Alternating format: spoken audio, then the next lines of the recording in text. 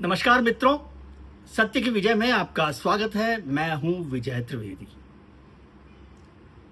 एक बार फिर आपको याद दिला दूं कि यदि आपको हमारा चैनल पसंद आ रहा है, आपको वीडियोज पसंद आ रहे हैं, तो आप शेयर कीजिए, लाइक कीजिए, सब्सक्राइब कीजिए और नोटिफिकेशन के लिए बेल आइकन पर भी दबा दीजिए ताकि आपको जल्दी खबर मिल पाएगी। और अब आज की बात। आज सुप्रीम कोर्ट में 3 नए न्यायाधीश नियुक्त हो गए हैं। 3 नए न्यायाधीशों की नियुक्ति हो गई है, जिसको सरकार ने मंजूरी दे दी थी। लेकिन एक महत्वपूर्ण बात है कि अब सुप्रीम कोर्ट में सिर्फ, जो मेरी जानकारी है, केवल एक महिला जज रह गई हैं, बीवी नागरत्ना। बीवी नागरत्ना अकेली महिला जज इस समय होंगी मेरे ख्याल से, जो 34 जजेस की जो बेंच है हमारी सुप्रीम कोर्ट की, उसमें। इससे पहले कुछ दिनों पहले जस्टिस बेला त्रिवेदी रिटायर हुई थी। उससे पहले जस्टिस सीमा कोहली रिटायर हुई थी 2024 में नवंबर में। तो अब स्थिति यह है, और जो रिकमेंडेशन किया गया हाल में, जो कॉलेजियम ने, जस्टिस संजीव खन्ना जो सीजेआई थे और रिटायर हुए, उससे पहले जिस कॉलेजियम ने रिकमेंडेशन किया, उसमें किसी महिला जज को सुप्रीम कोर्ट के लिए एलिवेट नहीं किया गया है। करीब 51 जजेस का रिकमेंडेशन कॉलेजियम ने की थी। उसमें ज़्यादातर हाई कोर्ट के लिए थी, जो सुप्रीम कोर्ट के लिए थे। जो एलिवेशन की रिपोर्ट रिकमेंडेशन की गई, उसमें कोई महिला जज नहीं थी। लेकिन महत्वपूर्ण बात क्या है कि जस्टिस बीवी नागरत्ना 80 साल के बाद, आज़ादी के 80 साल बाद 2027 में देश के सुप्रीम कोर्ट की पहली मुख्य न्यायाधीश हो सकती हैं। पहली मुख्य न्यायाधीश 80 साल बाद, आज़ादी के बाद, वो बीवी नागरत्ना, जस्टिस बीवी नागरत्ना हो सकती हैं। 27 सितंबर 2027 मेरे ख्याल से, यदि सब कुछ ठीक रहा, तो वो देश की पहली महिला मुख्य न्यायाधीश होंगी। ये स्थिति है हमारी जुडिशरी की, जहाँ पर, और देश भर के जो हाई कोर्ट्स हैं, 25 हाई कोर्ट्स हैं, उनमें केवल एक महिला जज गुजरात हाई कोर्ट में है, जस्टिस सुनीता अग्रवाल, जो चीफ जस्टिस हैं। यानी सिर्फ एक हाई कोर्ट में चीफ जस्टिस महिला हैं, जस्टिस सुनीता अग्रवाल, और सुप्रीम कोर्ट में केवल एक महिला जज हैं, जस्टिस बीवी नागरत्ना। जुडिशरी में हमारी आज की ताज़ा स्थिति है। आज 3 जजेस की नियुक्ति भी हुई है। हाई कोर्ट की अगर स्थिति देखें तो वहाँ पर करीब करीब 14% जो है जजेस महिला हैं। 700 में से करीब 100 महिला जजेस हैं। लोअर जुडिशरी में ये जो परसेंटेज है, ये जो हिस्सेदारी है, वो 30 से 40% है। अब बात करते हैं जस्टिस बीवी नागरत्ना की। जस्टिस बीवी नागरत्ना को एक दमदार, ऑनेस्ट और कॉन्स्टिट्यूशनल अथॉरिटीज़ के लिए, कॉन्स्टिट्यूशनल जो हमारे व्यवस्था है उसके लिए लगातार लड़ने वाले और फ्रीडम लिबर्टी के लिए बात करने वाले जज के तौर पर देखा जाता है। जुडिशरी में उनका नाम बड़ा माना जाता है, और वो इस समय हमारा जो सुप्रीम कोर्ट है उसके कॉलेजियम की भी मेंबर हो गई।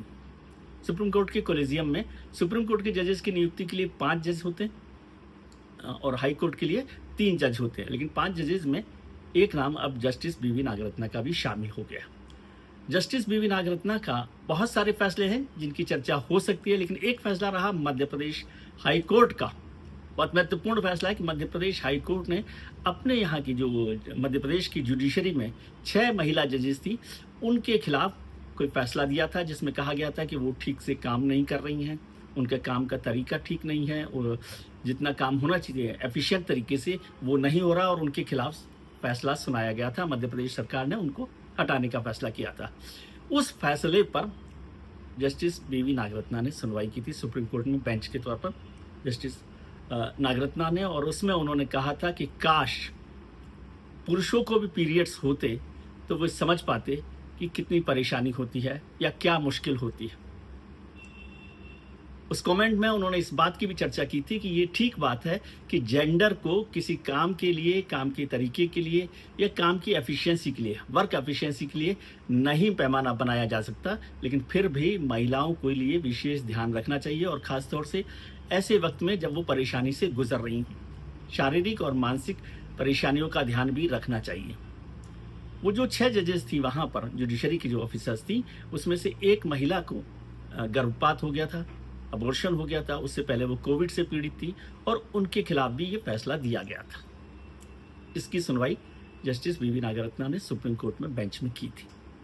एक और बड़ा फैसला है जिस पर चर्चा हुई, जो हमारे सोशल स्टिग्मा के खिलाफ माना जाता है, वो था फैसला कि जुडिशरी में बात हो रही थी और ये कहा गया था कि जो इलिजिटिमेट चाइल्ड हैं उन पर फैसला करने की बात थी कि क्या उनको पूरे अधिकार मिलने चाहिए कि नहीं मिलने चाहिए, क्या नाजायज बच्चों को अधिकार मिलने चाहिए या नहीं मिलने चाहिए। जस्टिस नागरत्ना ने कहा, बहुत महत्वपूर्ण फैसला है, थोड़ा ध्यान से सुनिएगा।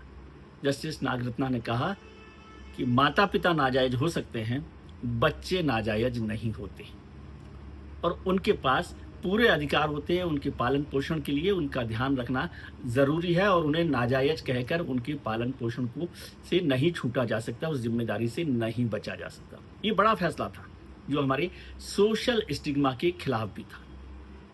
सरकार के खिलाफ देखें तो एक बड़ा फैसला उन्होंने डिसेंट नोट दिया नोटबंदी को लेकर। मोदी सरकार का, भारत सरकार का एक बड़ा फैसला था मोदी सरकार का नोटबंदी का 2016 का, नवंबर 2016 का। उस पर सुनवाई करते हुए उन्होंने अपने डिसेंट नोट में कहा है कि ये बड़ा फैसला है और इसे केवल एग्जीक्यूटिव अथॉरिटी के तौर पर या एग्जीक्यूटिव ऑर्डर के तौर पर नहीं करना चाहिए था, पार्लियामेंट के थ्रू इसको आना चाहिए था, रजिस्ट्रेशन के थ्रू आना चाहिए था। इस तरह के जो बड़े इकोनॉमिक फैसले हैं उन्हें केवल सरकारी आदेश से लागू नहीं किया जाना चाहिए। उसमें बड़ी बात उन्होंने जिस तरह से कही है, उन्होंने कहा कि exercise unlawful on procedural ground critical decision required parliamentary legislation, केवल एग्जीक्यूटिव नोटिफिकेशन से काम नहीं चलेगा। एक और बड़ा फैसला था बिल्किस बानो के जो अपराधी थे, आपको याद होगा कि गुजरात के दंगों का गुजरात का एक मामला था जिसमें 11 लोगों ने गैंग रेप किया था बिल्किस बानो के साथ। उसे गुजरात सरकार ने रिहा कर दिया था उन 11 लोगों को। ये 2024 का मामला है गुजरात सरकार के। इस फैसले पर भी जस्टिस नागरत्ना ने आपत्ति जताई थी और कहा था कि ये फैसला गुजरात सरकार कर ही नहीं सकती, क्योंकि इसको ट्रायल कोर्ट में, महाराष्ट्र की कोर्ट ने ट्रायल कोर्ट में रखा था और सुना था, तो इसलिए केवल महाराष्ट्र सरकार इस पर फैसला कर सकती है। तो ये भी जुडिशियल अधिकारों को लेकर, जुडिशियल कामकाज को लेकर सरकार के खिलाफ जस्टिस नागरत्ना का बड़ा फैसला था। एक और बड़ा फैसला, एक बड़ा टिप्पणी रही उनकी जो आजकल बहुत चर्चा में होती है, मीडिया रेगुलेशन को लेकर, 2012 को लेकर, कि जिस तरह से सनसनी वाली खबरें फैलाई जाती हैं, खासतौर से उन्होंने ब्रॉडकास्ट मीडिया यानी टीवी मीडिया की चर्चा करते हुए कहा था कि उसके लिए बड़ी गाइडलाइन बनानी चाहिए और उस पर काम किया जाना चाहिए, उसके लिए कोई फ्रेमवर्क तैयार किया जाना चाहिए और एक रेगुलेशन सिस्टम बनाया जाना चाहिए। आप देख ही रहे हैं अभी ऑपरेशन सिंदूर के दौरान भी जो हालत रही हमारे टेलीविज़न मीडिया में कुछ चैनल्स की, जिन्होंने इतनी सनसनी फैलाई कि पूरे के पूरे देश में अलग तरह का माहौल हो गया और उसमें से सरकार ने किसी पर भी अपनी राय जाहिर नहीं की थी। यानी सरकार का कोई दावा नहीं था, केवल कुछ टीवी चैनल्स ने, कुछ एंकर्स ने इस तरह की टिप्पणी की थी। इस पर बहुत पहले जस्टिस नागरत्ना ने फैसला दिया था। एक और मसला है आजकल बहुत चर्चा में, हर दिन हमारे जो नेताजी हैं उनकी ज़ुबान फिसल जाती है, कभी किसी पार्टी के, कभी किसी पार्टी के, कभी किसी इलाके से, कभी किसी राज्य से, हर दिन उनकी ज़ुबान फिसल जाती है। उस पर भी उन्होंने एक बड़ा फैसला सुनाया था जिसको हेट स्पीच और पब्लिक अकाउंटेबिलिटी की बात उन्होंने की थी। जस्टिस नागरत्ना ने 2023 में कहा कि जो हमारे नेता हैं उनको ज़ुबान संभाल के बात करना चाहिए और वो समाज में रहते हैं तो उनकी बड़ी जिम्मेदारी है कि वो ठीक से बात करें, ठीक से बयान दें और इसे केवल फ्रीडम ऑफ स्पीच या फ्रीडम ऑफ एक्सप्रेशन के बहाने से छोड़ा नहीं जा सकता। जस्टिस नागरत्ना ने कहा था कि पॉलिटिकल पार्टीज़ को इसके लिए गाइडलाइन बनानी चाहिए। मुझे नहीं पता कि पॉलिटिकल पार्टीज ने ये बात की सुनवाई की है, और सुनवाई की है तो क्या उसका एग्जीक्यूशन किया है, कोई गाइडलाइन बनाई गई है पॉलिटिकल पार्टीज़ में, और अगर गाइडलाइन बना दी गई है तो क्या उनका एग्जीक्यूशन हो रहा है। ये भी एक बड़ा महत्वपूर्ण फैसला था।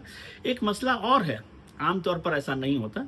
जस्टिस नागरत्ना ने एक फैसला दिया था सुप्रीम कोर्ट में, चर्चा रिव्यू किया था, जो फैसला उनके पिता जस्टिस वेंकटरमैया ने दिया था हाई कोर्ट और स्टेट और सेंटर को लेकर, एक रेवेन्यू रिसोर्सेज को लेकर जो फैसला था उसको रिव्यू किया था जस्टिस नागरत्ना ने। ऐसा भी कम ही होता है। एक और जानकारी सुप्रीम कोर्ट के हिसाब से देखें तो जस्टिस नागरत्ना दूसरी सीजेआई होंगी जब बनती हैं जिनके पिता और बच्चे दोनों लोग सीजेआई रहे हैं।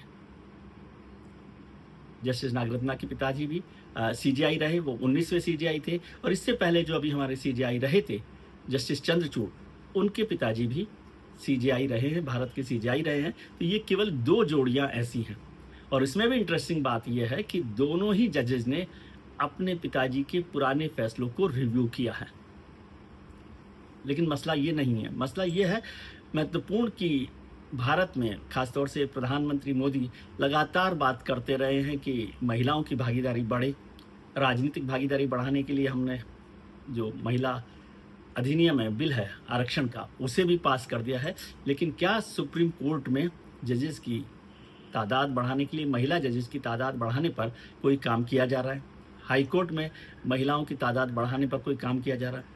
इसके अलावा अलग अलग क्षेत्रों, अलग अलग जातियों, अलग अलग सामाजिक हिस्सेदारी को बढ़ाने पर भी चर्चा चल रही है।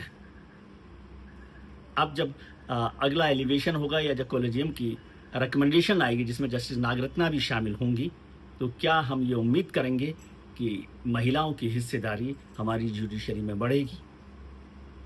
आज के लिए इतना ही। आप अपना ख्याल रखिए और उनका ख्याल रखिए जो आपका ख्याल रखते हैं। दोस्तों, परिजनों और रिश्तेदारों के साथ खुश रहिए। शुक्रिया।